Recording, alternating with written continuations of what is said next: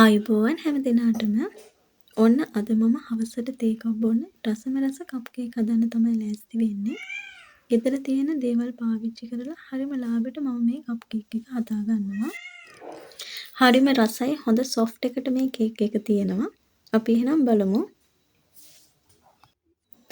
කලින් මගේ butter cake video එකේ වගේම මුලින්ම මම කරන්නේ සීනි කප් භාගයක් ගන්නවා. මේ සීනි කප් භාගේ බ්ලෙන්ඩර් එකට දාලා හොඳට පවුඩර් එකක් වෙනකන් කුඩු කරගන්නවා.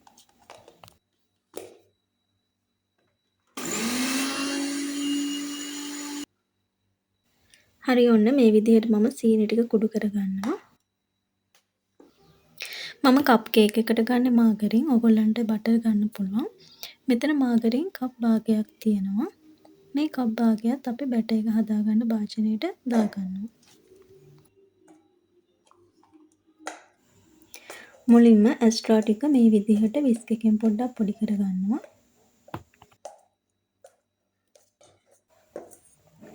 කුඩු කරගත්ත සීනි එකත් එකතු කරලා මේ දෙක හොඳට ක්‍රීම් එකක් වගේ මික්ස් වෙනකන් වික්ස් එකෙන් මම මික්ස් කරගන්නවා. ටික වෙලාවක් මේ විදිහට එකම පැත්තකට අපි කලවම් කරගන්න ඕනේ. එතකොට මේ වගේ ක්‍රීම් එකක් වගේ හැදෙනවා.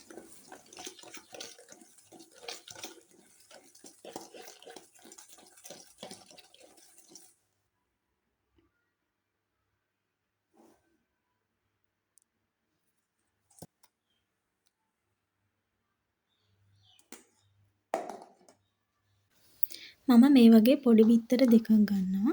මුලින්ම එක බිත්තරයක් කඩලා මිශ්‍රණයට එකතු කරගන්නවා.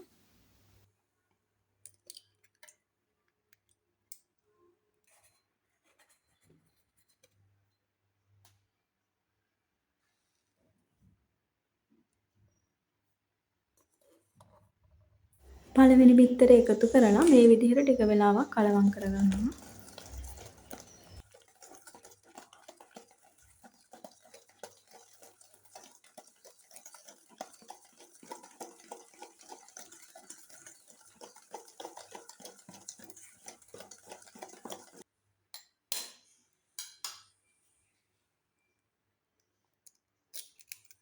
ඊට පස්සේ මේ විදිහට දෙවෙනි බිත්තරෙත් එකතු කරගන්නවා.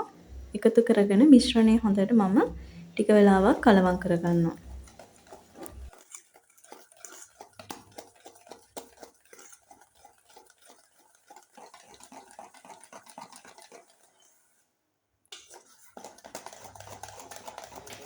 ඊළඟට මම ගන්නවා පාන් පිටි 3 කාලක්. මේ සාමාන්‍ය පාන් පිටි. මේකෙන් මම කප් එකෙන් 3 කාලක් ගන්නවා. ඒකත් අරගෙන අර මිශ්‍රණයට හොඳට හලා ගන්නවා.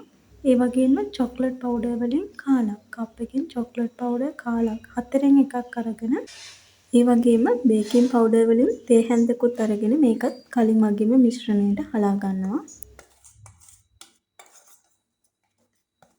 ඊට පස්සේ මේ විදිහට මේ මිශ්‍රණය කලවම් කරගන්නවා.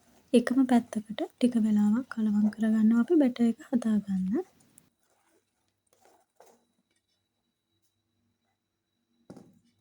මේ විදිහට ටික වෙලාවක් කලවම් කරගත්තට පස්සේ මම මේකට යෝගට් තේ හැන්දක් එකතු කරනවා. ඒ වගේම වැනිලා වලින් තේ හැන්දක් එකතු කරනවා.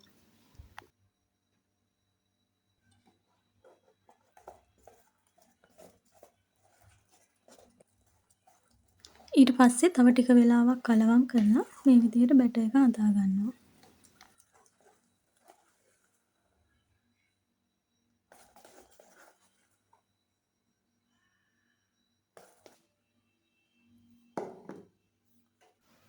මම පේපර් කප්ස් ටිකට මේ වෙද්දි මාගරින් ටිකක් එහෙම ගාලා ලෑස්ති කරගෙන තියෙන්නේ.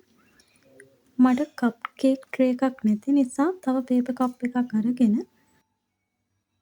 පේපර් කප් එක යටින් තියනවා. ඊට පස්සේ මේ විදිහට අපේ බැටර් එකෙන් ටික ටික දාගන්නවා.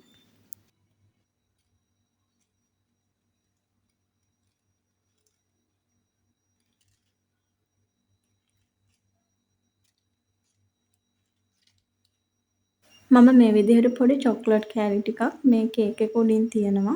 එතකොට හරිම රසයි කද්දි. මගේ oven එක මේ වෙද්දි සෙල්සියස් අංශක 180ට විනාඩි 10ක් ප්‍රී හීට් කරලා තියෙන්නේ.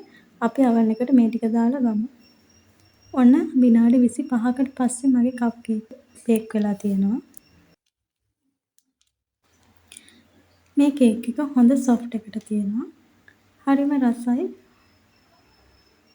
කඩේ කේක් වලටත් වඩා රසයි. මැද හොඳට සොෆ්ට් එකට තියෙනවා මේ බලන්න. අපි දාපු චොක්ලට් කෑල්ල මෙල්ට් වෙලා තියෙනවා. ඔයගොල්ලොත් හදලා බලන්න. ඒ වෙලාවට උණු උණුවේම කප් කේක් එකක් කාලා බලන්න.